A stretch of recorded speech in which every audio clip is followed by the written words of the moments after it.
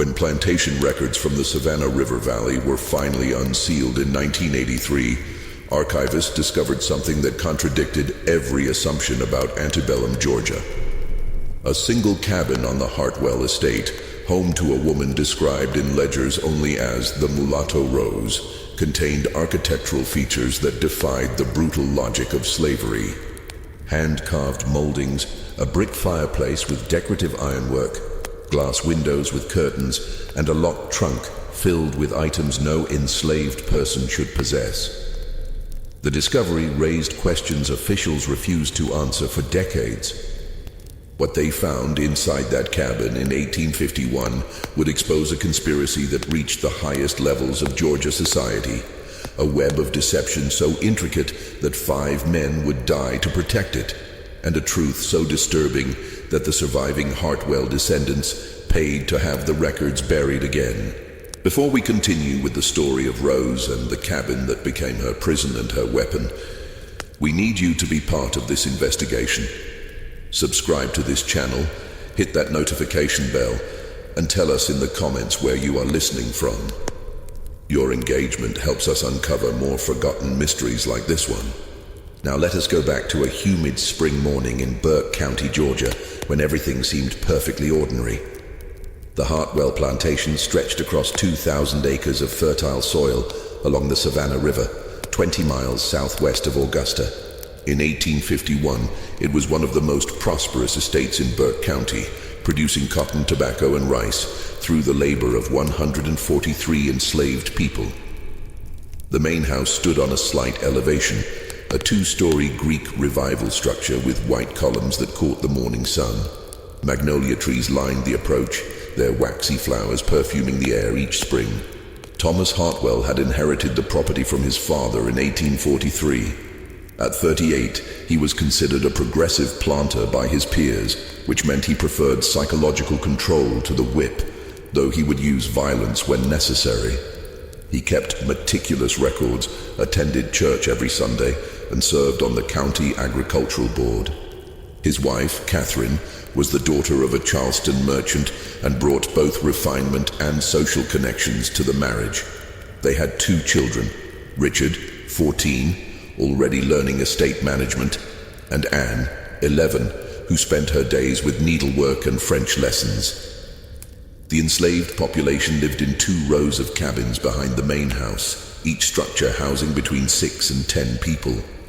The cabins were identical, single rooms with dirt floors, gaps between the wooden planks that let in rain and cold, shared fireplaces made of mud and sticks. Families received weekly rations of cornmeal, salt pork, and molasses. They worked from dawn until dark during planting and harvest, slightly shorter hours in winter. Hartwell allowed them Sunday afternoons for their own purposes, which he considered generous, but one cabin stood apart.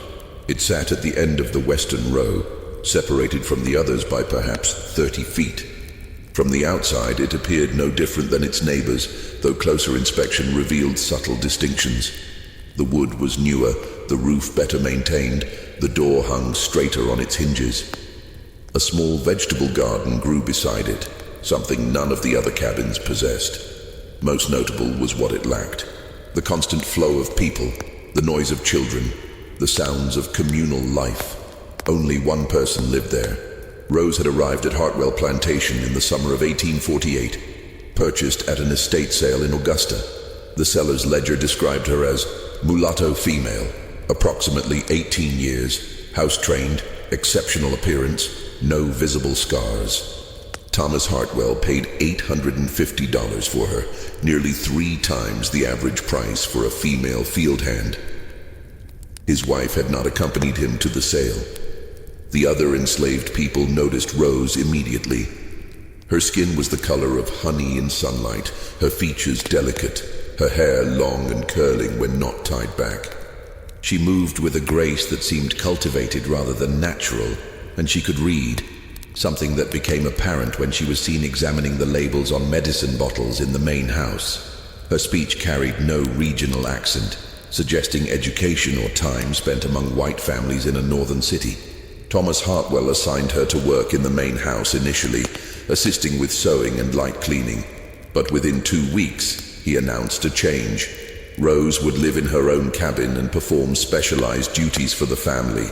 The nature of these duties was never clearly stated. She no longer appeared in the main house regularly, yet she was not assigned to fieldwork. She received better clothing than the other enslaved women, fabric that suggested personal selection rather than mass distribution. Her weekly rations included items others never saw: white flour, fresh butter, coffee beans, white sugar. The whispers started within a month. Some of the enslaved women claimed they saw Thomas Hartwell visiting Rose's cabin after dark. Others said Catherine Hartwell's face had grown rigid whenever Rose's name was mentioned. The overseer, a German immigrant named Klaus Fischer, seemed to have been instructed never to enter Rose's cabin or discipline her for any reason. When one of the field hands made a crude comment about Rose within Fischer's hearing, the man received 15 lashes and was sold to a plantation in South Carolina within the week. The isolation might have been unbearable for some, but Rose accepted it with an expression that revealed nothing. She spoke rarely, and when she did, her words were measured and polite. She attended no gatherings, formed no friendships, participated in none of the small acts of resistance and solidarity that helped the enslaved community survive. To the others, she became a ghost, a beautiful mystery who moved between her cabin and some unspoken arrangement with the master. But Rose was watching everything. She observed the plantation's rhythms. When the overseer made his rounds, when Thomas Hartwell met with neighboring planters, when Catherine Hartwell took her afternoon rest, when the household slaves gathered to gossip, she noted who held real power and who merely performed it, who could be trusted and who would betray confidence for favors. She was building a map of the estate's hidden architecture, the invisible structures of fear and control that held the system together. In her cabin at night, by the light of the oil lamp Hartwell had provided, Rose wrote in a journal she kept hidden beneath a floorboard she had carefully loosened. The journal was a dangerous possession, but Rose had learned that the most effective weapons were often the ones that seemed harmless until the moment they were needed. On the morning of April 3rd, 1851, Catherine Hartwell did not come down for breakfast. This was unusual enough that Thomas sent one of the house slaves, an older woman named Dinah, to check on his wife. Dinah knocked on the bedroom door, received no answer, and entered to find Catherine lying in bed, her eyes open and fixed on the ceiling. She was breathing, but she did not respond when Dinah spoke her name. The doctor was summoned from Augusta, a ride of nearly 2 hours. Dr. Samuel Winthrop had attended to the Hartwell family for 15 years. He examined Catherine thoroughly while Thomas waited in the hallway, hands clasped behind his back. After 30 minutes, Winthrop emerged with an expression of professional concern. "A nervous condition," he announced, "brought on by excessive worry and perhaps improper diet. She needs complete rest, reduced stimulation, and a tonic I will prepare." Thomas nodded, accepting this diagnosis without question. In 1851 Georgia, women's ailments were often attributed to their delicate constitutions, and physicians had learned to provide explanations that satisfied husbands without requiring deeper investigation. But that evening, after the doctor had departed and the household had settled into an uneasy quiet, Thomas made an unusual request. He sent for Rose. She arrived at the main house just after sunset, entering through the back door as instructed. Thomas met her in his study, a room lined with books he rarely read and agricultural journals he studied carefully. He closed the door behind her. "Mrs. Hartwell is unwell," he said, his voice carefully neutral. "She requires care beyond what Dinah can provide. You have a gentle manner and a steady hand. You will attend to her during her recovery." Rose kept her eyes lowered, as expected. "Yes, sir." "You understand, this is a position of trust," Thomas continued. "You will sleep in the small room adjacent to her bedroom. You will see to her needs, administer her medicine, and report any changes in her condition directly to me. You will speak of this arrangement to no one." "I understand, sir." Thomas studied her for a long moment, and something flickered across his face. Calculation, perhaps, or worry poorly concealed. Catherine has been under strain. She has been saying things that are not rational. If she speaks to you of matters that seem confused or fanciful, you are not to repeat them. Do you understand? Yes, sir. He dismissed her with a wave, and Rose climbed the stairs to the second floor, where the family bedrooms were located. The small room Thomas had mentioned was barely large enough for a narrow bed and a washstand, but it had a window and a door that closed. Compared to the cabin, it was luxurious. Catherine Hartwell lay in her bed, her blonde hair spread across the pillow, her hands folded atop the coverlet. Her eyes were open, but they did not track Rose's movement as she entered the room. "Mrs. Hartwell," Rose said softly, "I am here to care for you." For a long moment there was no response. Then Catherine's eyes slowly focused on Rose's face. When she spoke, her voice was barely above a whisper, and what she said made Rose's blood turn cold. "He killed her. You look just like her. He killed my sister, and now he has brought you here to remind me." Rose maintained her expression of calm servitude, but her mind was racing. She had heard no mention of Catherine having a sister. The Hartwell family history, as understood by the enslaved community, included no such tragedy. "You should rest, Ma'am," Rose said, approaching with a cloth dampened in lavender water. "The doctor said you need to rest." Catherine's hand shot out with surprising speed, gripping Rose's wrist. Her fingers were thin but strong, and her eyes had gained a clarity that seemed to contradict her earlier vacancy. "You do not understand," Catherine whispered urgently. "He will do the same to you. He cannot help himself. I have tried to warn others, but they put me in bed and call me hysterical. You must leave this house. You must run while you still can." Before Rose could respond, footsteps sounded in the hallway. Catherine's grip released immediately, and her expression dissolved back into blankness. Thomas entered the room, carrying a glass of dark liquid. "Her medicine," he said, handing it to Rose. "See that she drinks all of it." Rose took the glass and helped Catherine sit up enough to drink. The liquid smelled of laudanum and other herbs. Catherine swallowed obediently, and within minutes, her eyelids grew heavy. Thomas watched until his wife slipped into sleep, then gestured for Rose to follow him into the hallway. "As I said, she speaks irrationally. You will ignore anything she says that does not pertain to her immediate comfort. Is that clear?" "Yes, sir." Thomas descended the stairs, and Rose returned to the small room adjacent to Catherine's. She did not sleep. Instead, she sat in the darkness, listening to Catherine's steady breathing, and thinking about a dead sister no one had mentioned, about Catherine's desperate warning, about the way Thomas Hartwell's voice had changed when he spoke of his wife's words. Something terrible had happened in this house, and whatever it was, Catherine Hartwell believed it would happen again. The next morning, Rose began searching for answers. Rose had been taught to move through spaces without drawing attention, a survival skill cultivated over years of navigating white households where visibility could mean danger. Now, as she attended to Catherine Hartwell's needs, bringing food that went mostly uneaten, changing bedclothes, reading aloud from devotional books, she also observed everything else. The Hartwell house revealed itself in layers. The public rooms downstairs displayed careful respectability. Furniture imported from Charleston, paintings of pastoral scenes, a piano in the parlor that Anne practiced on each afternoon. But the private spaces told different stories. Catherine's bedroom contained a locked cabinet that Rose was forbidden to open. Through a gap in the door, she glimpsed what appeared to be letters tied with black ribbon. On the mantelpiece sat a daguerreotype in a silver frame, positioned so it faced the bed. The image showed two young women in identical dresses, their faces so similar they could only be sisters. One of them was clearly Catherine, perhaps 10 years younger. The other woman shared her features but had darker hair and a more serious expression. Rose waited until Thomas had left for a meeting with his cotton factor in Augusta.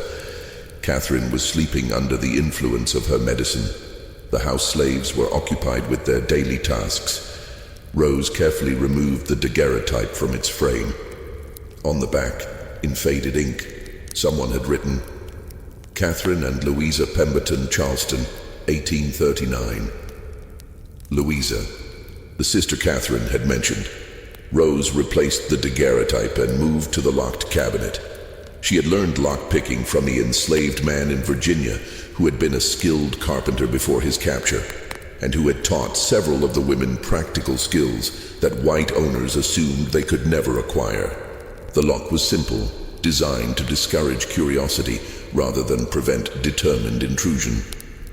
Inside, Rose found the letters, dozens of them, all addressed to Catherine in a flowing hand.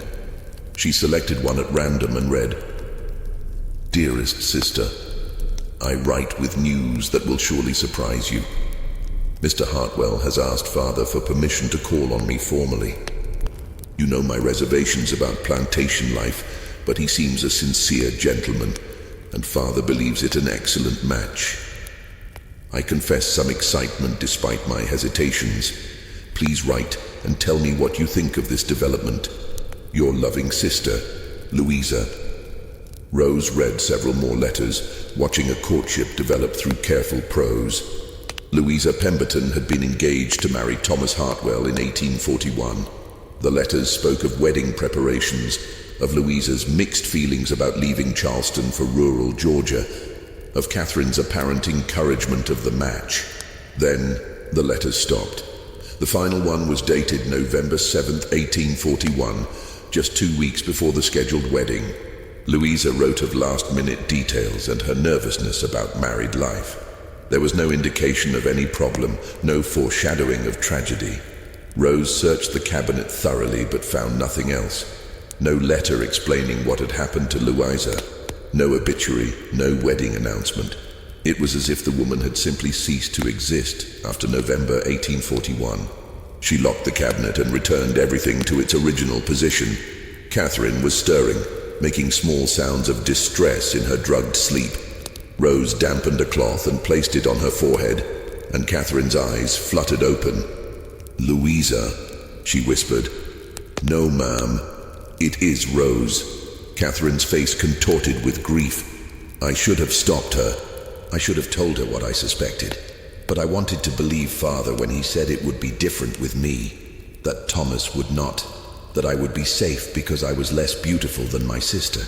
Rose leaned closer, keeping her voice gentle. "What happened to Louisa, Mrs. Hartwell?" "They said she drowned. A terrible accident. Thomas took her for a carriage ride along the river on a beautiful autumn day, and she insisted on walking near the water despite the muddy banks. She slipped and fell, and the current took her before he could reach her. They found her body 3 miles downstream, tangled in tree roots. Everyone said how tragic it was, how devoted Thomas seemed in his grief. Father believed him completely, and 6 months later, Thomas asked to court me instead." Rose felt ice forming in her stomach. "You do not believe it was an accident?" "I was 15 when Louisa died. I grieved for 2 years, and then, when Thomas began calling on me, I found her diary. She had hidden it behind a loose brick in the fireplace of our shared bedroom. In it, she wrote about Thomas's growing possessiveness during their engagement, his jealousy when she spoke to other men, his insistence that she cut ties with her Charleston friends. She wrote that she was planning to end the engagement, that she feared him but did not know how to refuse him without causing scandal."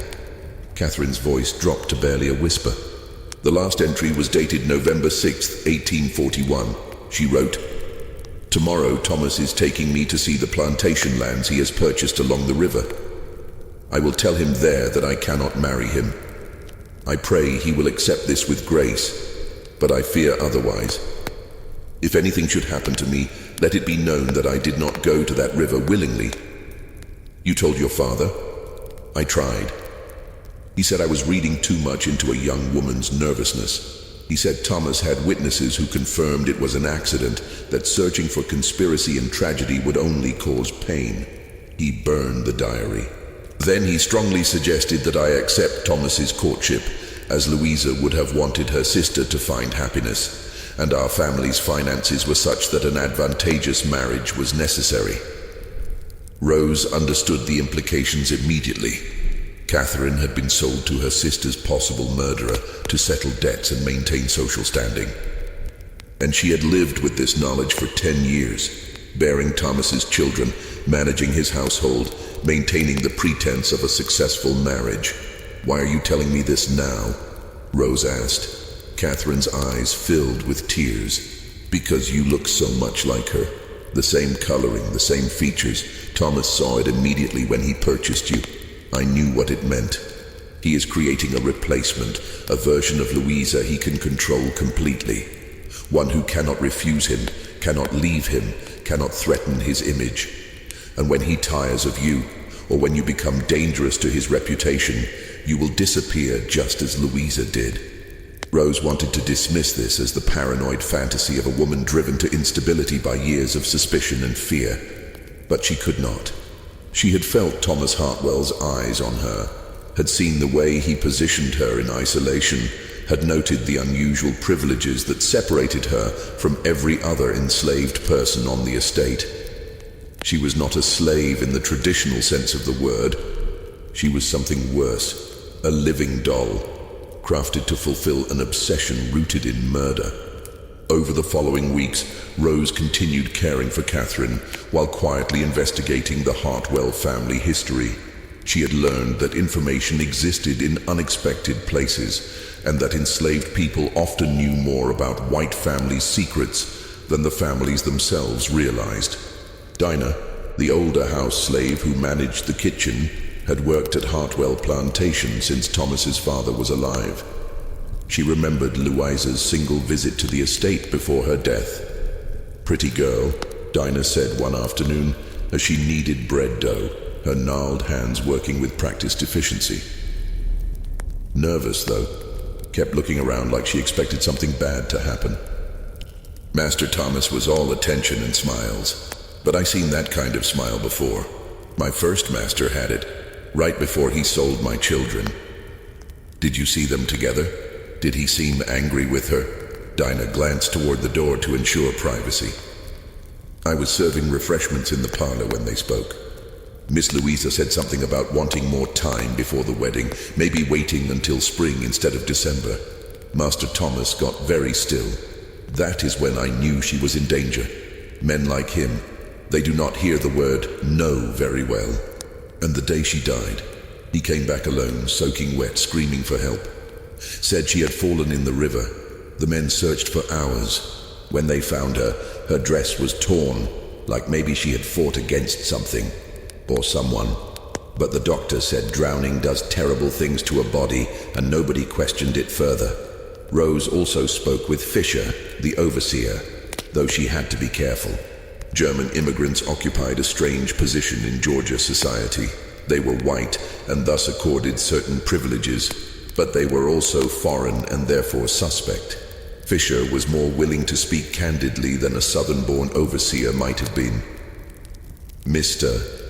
Hartwell gave me very specific instructions when I was hired, Fisher told her one morning as she passed near the barn where he was supervising repairs. I was never to allow Miss Rose to work in the fields, never to discipline her, never to permit any of the male slaves to approach her cabin. He said this was because of her refined nature, but I have worked many plantations. These instructions, they are not about refinement. They are about possession. Has he done this before? Kept an enslaved woman separate like this? Fisher's weathered face showed discomfort. There was another woman before you came. She lived in the same cabin for almost a year. Then one day, Mr. Hartwell said she had been sold to a plantation in Alabama. But I never saw any bill of sale, and when I mentioned her to the slave trader who comes through, he said he had handled no such transaction. I did not ask further questions. In this work, some questions are dangerous. Rose felt the weight of this revelation. She was not the first. There had been another woman, someone who resembled Louisa enough to serve Thomas's obsession, and that woman had vanished without a trace. At night, in the small room adjacent to Catherine's, Rose wrote down everything she had learned. Her journal had grown thick with notes, observations, fragments of conversation. She was building a case, though she was not yet certain what she would do with it. Enslaved people had no recourse to law. They could not testify against white owners in court. Any revelation she might make would be dismissed as lies invented by an ungrateful slave. and she would be sold or worse. But Rose had learned something important during her years of bondage. Power was not always about physical force or legal authority. Sometimes power lay in information, in knowing what others wished to keep hidden, in understanding how to make secrets dangerous to those who held them. Catherine's condition began to improve, though Rose suspected this was due less to medicine than to their conversations. Catherine was unburdening herself of years of suppressed horror, and each conversation seemed to lift some of the weight from her shoulders. "I have tried to be a good wife," Catherine said one afternoon as Rose brushed her hair. "I have given him children, managed his house, entertained his associates. I thought if I could be perfect enough, he would forget about Louisa. But I see now that I was never the one he wanted. I was merely the one he could control after Louisa refused him. Have you ever thought of leaving?" Catherine laughed bitterly. "Where would I go? A married woman has no legal existence separate from her husband. He controls all money, all property. If I left, he would simply retrieve me, and my children would be raised to believe their mother was insane. I am as much his property as you are, Rose. The only difference is that society pretends otherwise." This was the truth that plantation mistresses rarely admitted aloud. Their own bondage, gilded and perfumed though it might be, was still bondage. They were decorative additions to their husbands' estates, valued for their ability to produce legitimate heirs and maintain social appearances, but ultimately as disposable as any other possession. Rose was considering this parallel when Richard Hartwell knocked on his mother's door. Thomas's son had grown into a lean young man of 14, with his father's sharp features and his mother's blonde hair. He had been taught to view enslaved people as tools, but Rose had noticed him watching her with an expression that suggested uncomfortable awareness of her humanity. "Mother wishes to see you," he told Rose, his voice formal.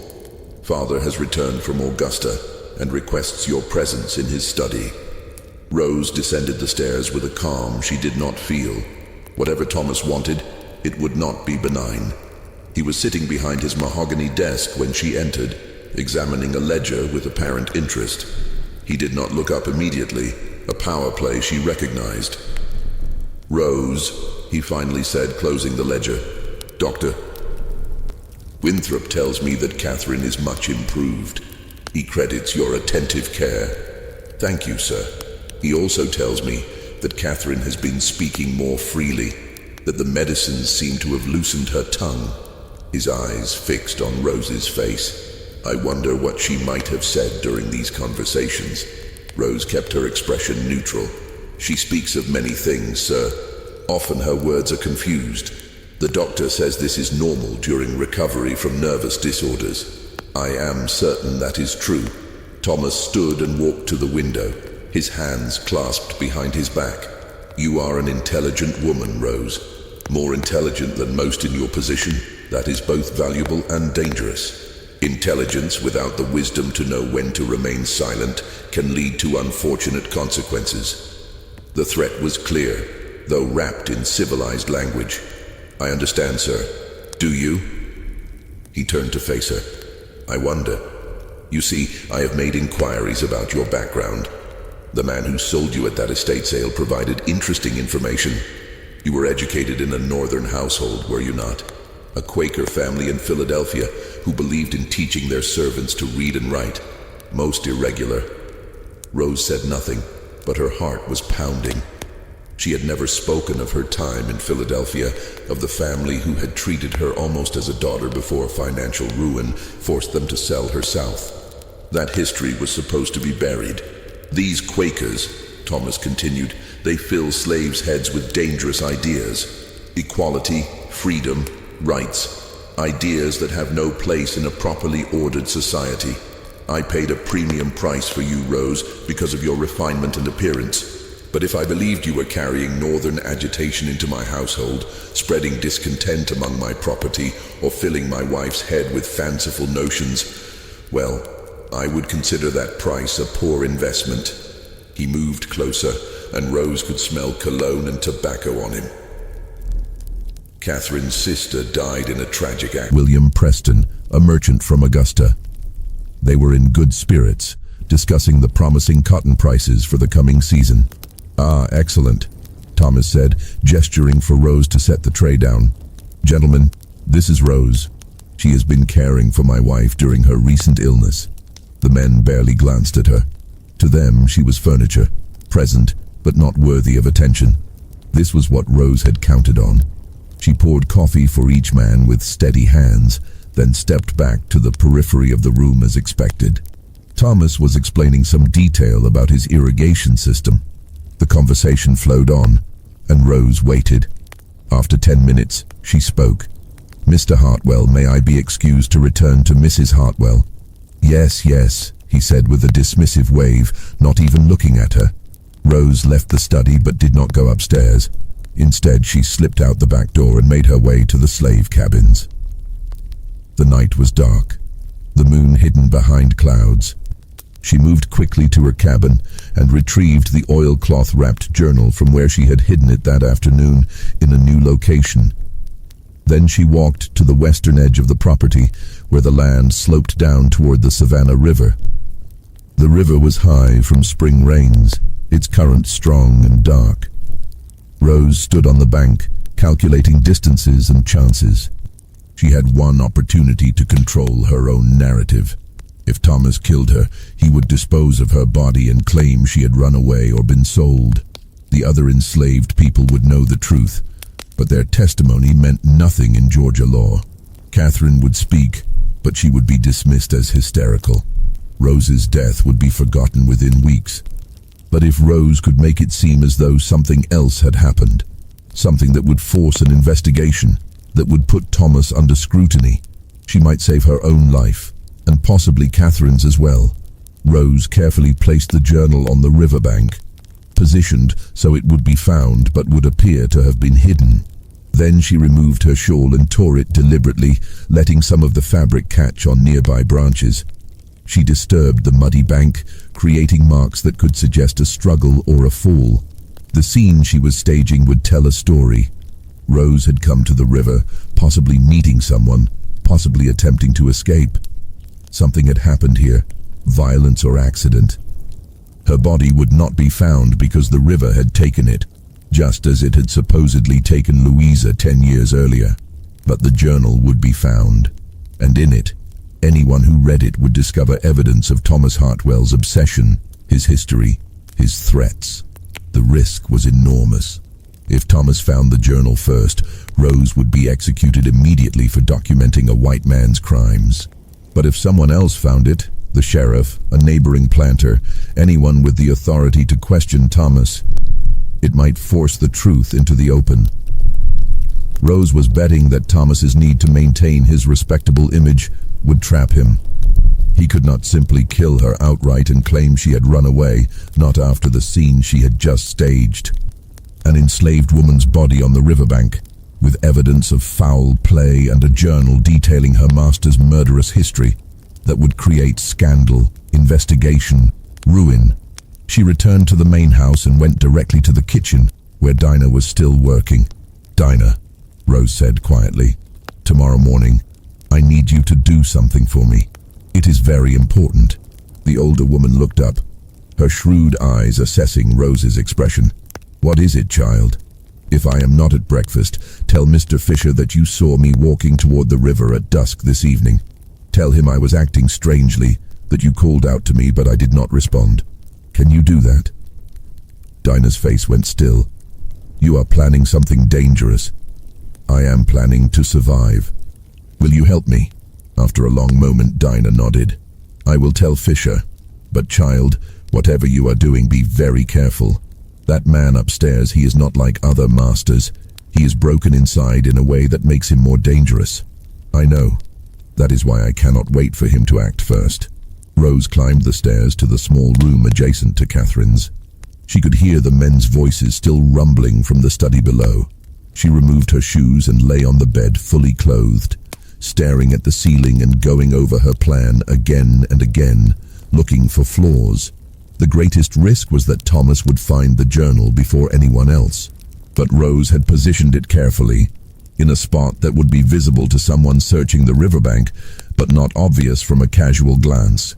And she had included information in the journal that would be dangerous for Thomas to destroy. Names of witnesses, dates of events, details that others could verify. If the journal disappeared after she died, it would itself become evidence of cover-up. Her second risk was that no one would care even if they found the journal. Enslaved people's testimony was legally worthless in Georgia, but Rose had written the journal in educated English, with careful citations and references that would seem credible to white readers. She had framed Thomas's crimes not as her opinions, but as documented observations, things that could be verified through records and witnesses.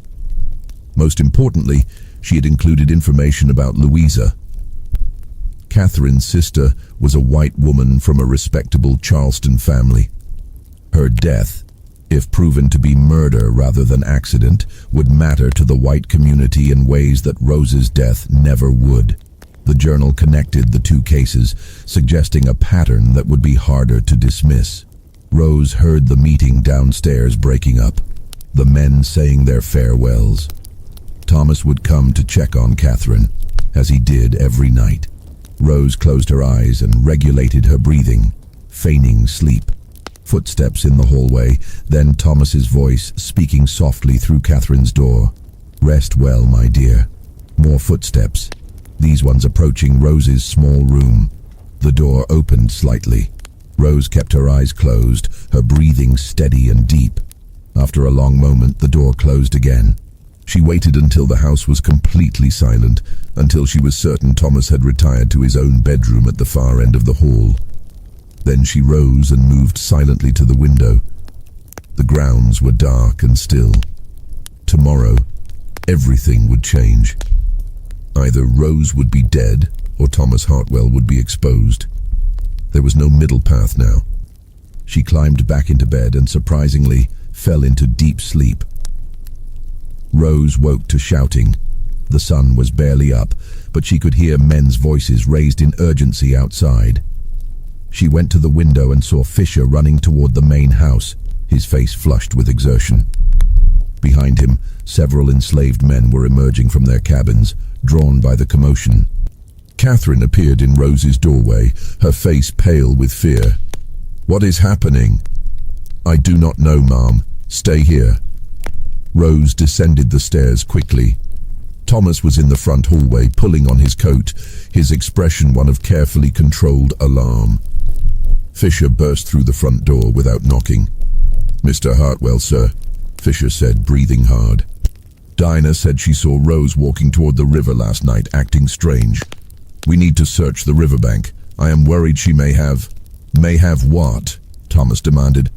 "Run away, sir, or worse. The river is high right now, and if she went too close to the edge..." Thomas's jaw tightened. Rose saw the calculation in his eyes. If this was a genuine emergency, he needed to respond appropriately. If it was somehow a trap, he needed to maintain his innocent concern. "Gather the men," Thomas ordered. "Search the riverbank immediately. If she has drowned, we need to find the body quickly in this heat." Rose stepped forward from where she had been standing in the shadows of the hallway. "I am here, Mr. Hartwell." Every head turned toward her. Fisher's face showed pure relief. Thomas's expression was harder to read, surprise, certainly, but also something that might have been disappointment. "Rose," Thomas said slowly, "Dinah said she saw you by the river last evening. I went for a walk after delivering the coffee to your study, sir. The night was pleasant, and Mrs. Hartwell was sleeping peacefully. I walked toward the river to think and pray. If that was improper, I apologize." Fisher looked between them, clearly confused. "But Dinah said you looked strange, that you did not respond when she called to you. I was deep in prayer. Perhaps I did not hear her." Thomas moved closer to Rose, his eyes searching her face for deception. "You should have asked permission before leaving the grounds at night. It was dangerous and foolish." "Yes, sir. I am sorry, sir." "Nevertheless, since Dinah raised the alarm, we should search the riverbank to ensure no one else is missing. Fisher, take the men and check the area where Rose says she was walking. Look for any signs of..." trouble. Rose's heart was pounding, but she kept her face composed. This was the crucial moment. If they found the stage scene and the journal, the trap would be sprung. If they found nothing, her plan had failed. Fisher led a group of men toward the river. Rose remained in the hallway with Thomas, both of them waiting. Catherine had come downstairs, wrapped in a shawl, her eyes moving between them with growing understanding. 20 minutes later, Fisher returned, carrying something wrapped in oilcloth.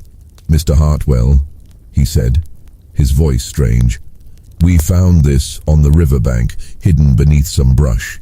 There are also signs that someone was there recently.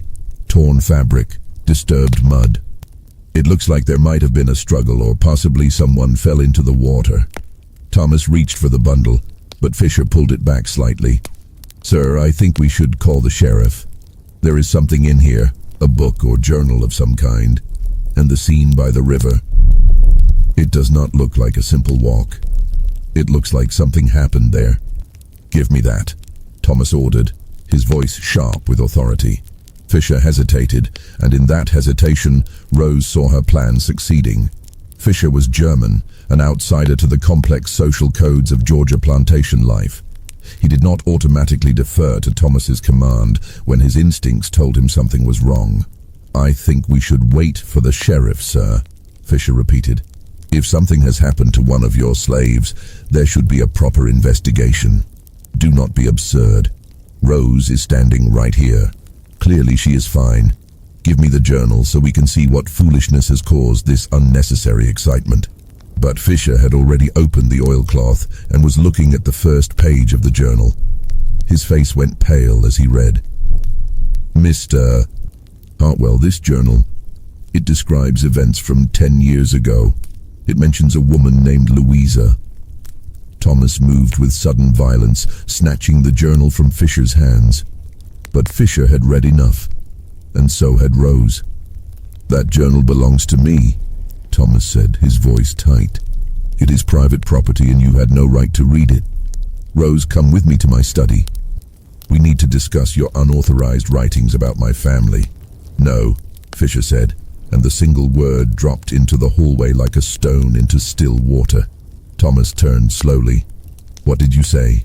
"I said no, sir. Something is not right here. This journal describes serious accusations. I think the sheriff should read it." "You forget yourself, Fisher. I am your employer. You will do as I say. I am your employee, not your property. And I am also a human being with a conscience. That journal describes a murder. If there is any chance the accusations are true, they must be investigated." Thomas's mask of civility was cracking. "The accusations are the fantasies of an enslaved woman who has been corrupted by northern influences. She has written lies to cause me trouble, probably hoping to extort favorable treatment or perhaps her freedom. The journal is worthless. Then you will not mind if the sheriff determines that. I will not have my reputation subjected to investigation based on the lies of a slave." Rose watched Thomas unraveling, his careful control dissolving under pressure. This was what she had counted on, that his need to suppress the truth would itself become evidence of guilt. Catherine stepped forward, her voice quiet but clear. "The journal is not lies. Rose documented what I told her about my sister Louisa's death. I have lived with suspicions about that day for 10 years. I think it is time for the truth to be examined." Thomas turned to his wife, and the look on his face was murderous. "Catherine, you are unwell. You do not know what you are saying. Return to your room immediately." "No," Catherine said, and Rose heard strength in her voice that had not been there weeks before. "I will not be silent anymore. Klaus, please send for the sheriff. I will testify to what I know about my sister's death. Let Thomas explain the similarities between what happened to Louisa and what Rose has documented in that journal." For a long moment no one moved. Then Thomas laughed, a harsh sound that contained no humor. "You are all fools. Do you really believe anyone will care what an enslaved woman has written or what my wife says while under the influence of laudanum? I am Thomas Hartwell. My family has been respected in Burke County for 3 generations. I will simply say that Rose attempted to run away, invented lies to excuse her disobedience, and you, Fisher, overstepped your authority by encouraging this fantasy. No one will believe any of you over me." He was right, Rose realized. In 1851, Georgia, Thomas's social position would protect him from any serious investigation. The white community would close ranks around one of their own, especially when the accusers included an enslaved woman, a foreigner, and a wife already suspected of mental instability. But Rose had planned for this too. "Mr. Hartwell," she said quietly, "there is one other person who might be interested in this journal. Your cotton factor, Mr. Hayes, was quite concerned last month when there were discrepancies in your shipping manifests, and your neighbor, Mr. Crawford, mentioned to Mrs. Hartwell that you had borrowed a substantial sum from him that remains unpaid. I wonder what they would think if they learned you might have murdered your first fiancée for her inheritance, then married her sister for the same reason. I wonder if they would continue to trust you with their business and money." Thomas's face went white, then red. "You have been spying on my financial affairs?" "I have been listening, sir, which is what enslaved people do. We are invisible to white people during their important conversations, so we hear everything. And I have written down everything I heard in that journal, including the details of your debts and your questionable accounting practices. Even if the sheriff does not care about Louisa's death, your business associates might care very much about your financial deceptions." This was the real threat, Rose knew. In the South, a man might get away with murdering women. White society often excused such violence as passion or accident, but financial dishonesty threatened the whole system of credit and trust that made plantation society function. If Thomas's fellow planters believed he was cheating them, his social position would collapse.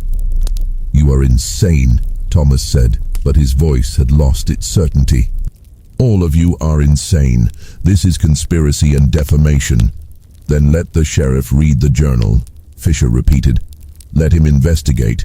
If it is all lies and fantasy, you will be vindicated." Thomas looked around the hallway, seeing his world crumbling. His wife stood against him. His overseer had betrayed him.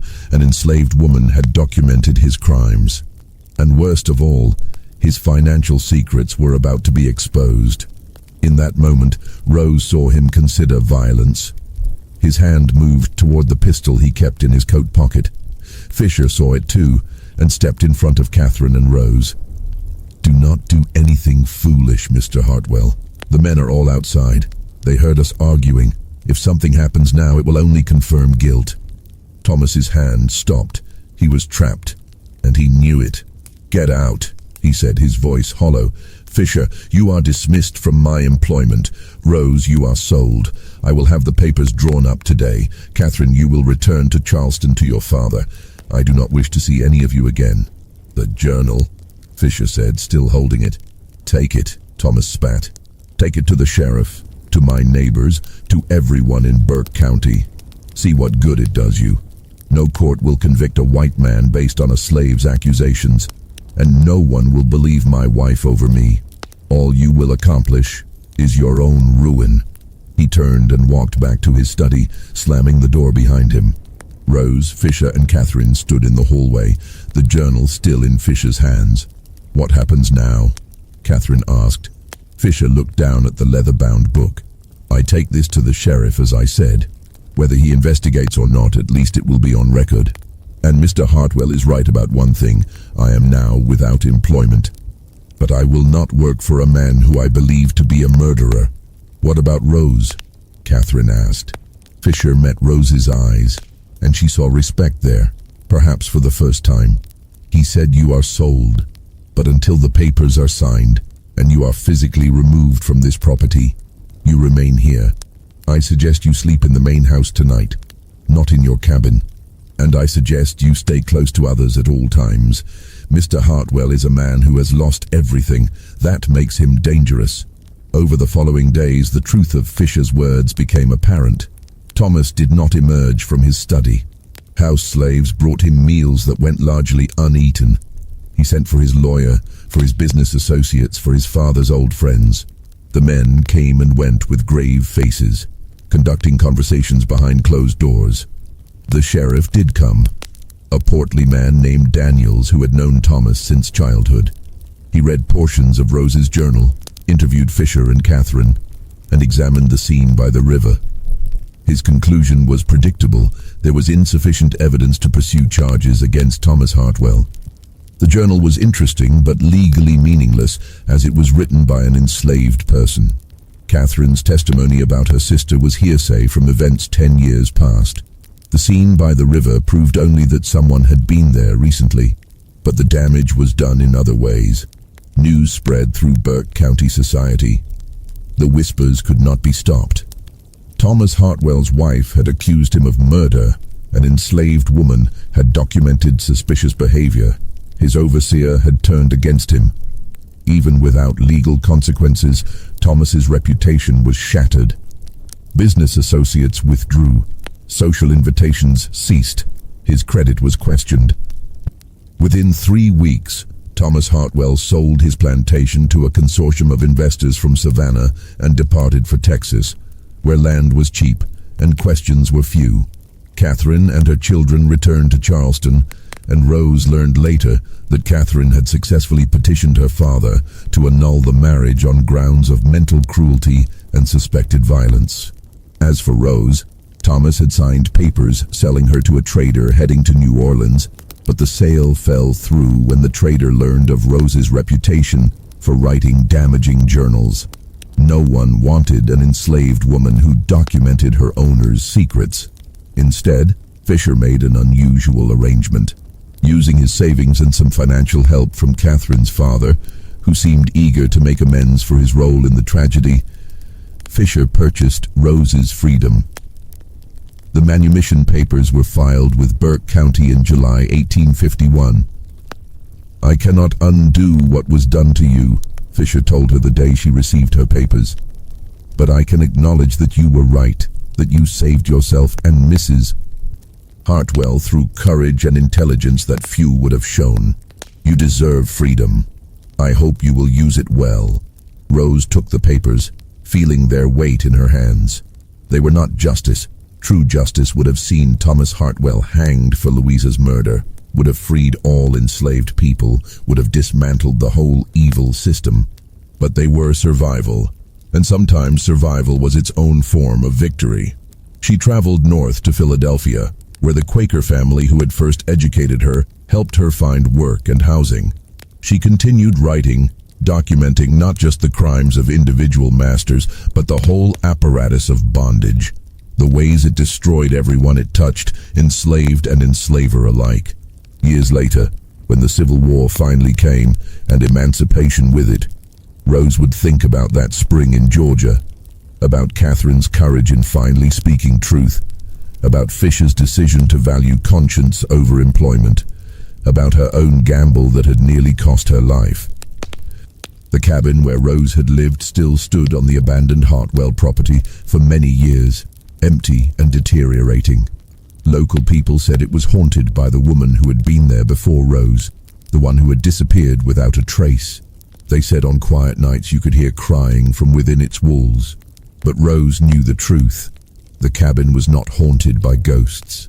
It was haunted by the living, by all the women who had suffered in silence, by all the secrets kept to maintain a society built on violence and lies.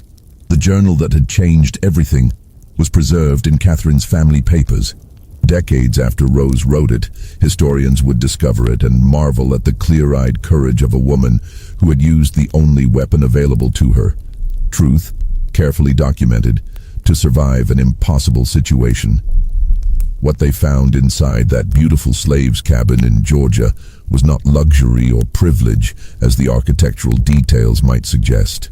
What they found was evidence of obsession and control, of a man's attempt to possess and recreate a woman he had murdered. And what they found ultimately was proof that even in bondage, even in the face of murderous power, the human spirit could fight back with intelligence and will. Rose lived until 1889, long enough to see slavery end, long enough to see the South transformed by war and Reconstruction, long enough to record her story for future generations. She never returned to Georgia, but she never forgot the lessons learned in that cabin by the Savannah River. The most important lesson was this: evil often presents itself with a civilized face, with charm and respectability and fine words. But evil can be defeated, not always through force, not always through law, but sometimes through the quiet courage of people who refuse to be silenced, who document the truth, who bear witness even when witness itself is dangerous. Rose's story became one small thread in the vast tapestry